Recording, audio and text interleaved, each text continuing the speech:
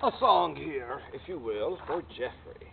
Jeffrey, sir, being that you have a lot in the way of C major instruments, let's just say I'm going to dedicate this to you because it's something I've been playing around with for some time, and it's a nice little warm-up for me, too.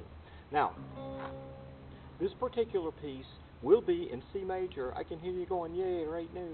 And also, too, being the jazz man that you are, you're going to easily follow this because it goes into a pretty much standardized blues progression of a 1, extended 1, 4, back to 1, 4, back to 1 instead of the 5, then the 5, and then back to 1.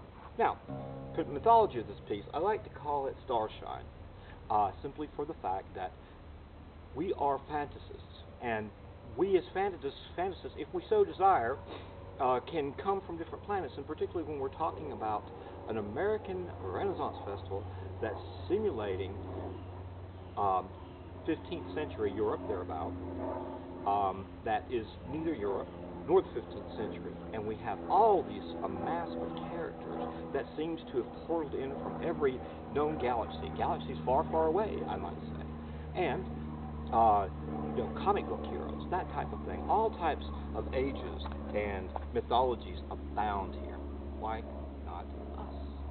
Well, in our little portal, from my little world, and you might have been there at some time or another, maybe not, we come here to perform and to basically work incognito among these aliens, if you will.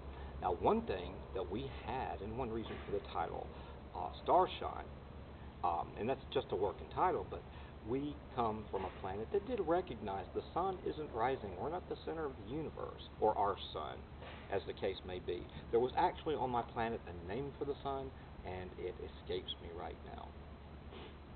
But it's not a huge blasphemy that I've forgotten. Anyway, regardless, here is Starshine.